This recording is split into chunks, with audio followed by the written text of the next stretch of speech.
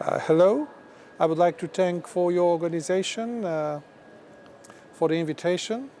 I'm very flattered that you would like to share some thoughts with you. You have mentioned in your letter several problems, several topics, European neighborhood policy, even some of the contacts with the European Parliament with Arab Peninsula countries.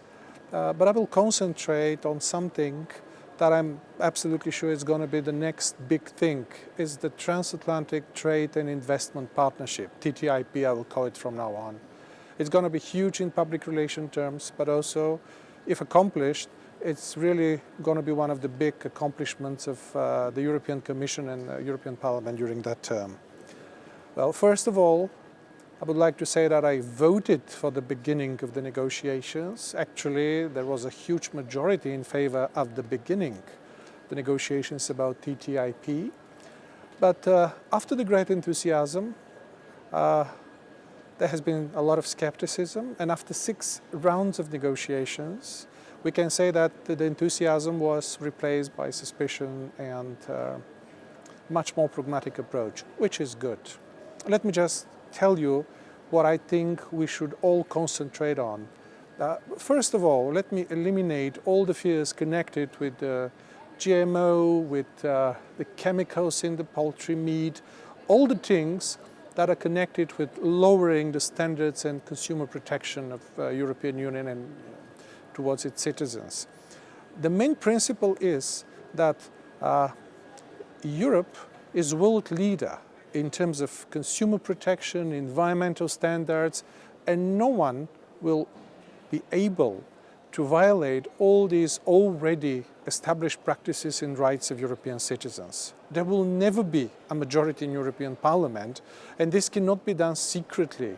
So all these fears are in vain. Let me just read you the official position of the Commission, just to be absolutely sure that TTIP will not automatically overrule, repeal or amend any EU laws and regulations in order to liberalize trade. And any changes in EU laws, trade and regulations should be approved by the Member States and by the European Parliament. So let's concentrate on the things that are really important and that European Union try to achieve. For me, the most important thing is to get access to federal, state and local procurements in the United States. That's going to be a huge breakthrough if it is possible. You may be surprised to find out that the Americans are quite protectionist in some terms. They have a special law from 1933. So if there is a breakthrough in that respect, if European business has access, I repeat, to all these public procurements, that will be something that will really boost economic growth and create jobs, especially in European Union. But let me just show that I'm not only enthusiastic. There are things that are worrying me a lot. First, it's the impact on agriculture. When we have these huge economic entities, because European Union and the United States together actually accumulate more than half of world GDP, and they are each other's biggest partners and investors. When you have all these figures, it is very difficult to assess the impact, and especially on agriculture. Why? Because there is a lot of support about opening the American market in terms of agriculture for European high-quality products. But we don't know what will be the result when their huge-scale production of foods actually is allowed in the European market.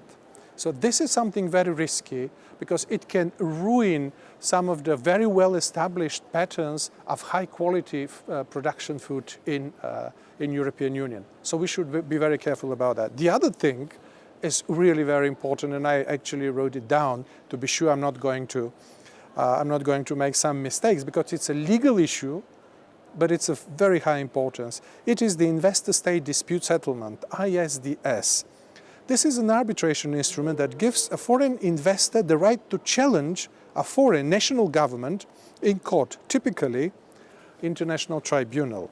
This means that the ISDS, that particular legal instrument, gives the investor equal status with governments and allows them to enforce their rights via suits before international tribunals. In short, huge multinational corporations can exert legal pressure on national governments. They can pressurize them, they can open a very nasty legal attack and actually even influence the legislative process. This is something that I consider unacceptable. So for me, I would like the TTIP not even to contain any provisions that are concerned with ISDS. So that's overall. I know I'm in a hurry, but I have some limits about this clip. I really want you to follow these three things. Will the European Union achieve for the European business to get some access to these public procurements in the United States? What will be the impact on European agriculture in general? And finally, I would like not to have this legal arbitration instrument in the hands of multinational corporations against European national governments.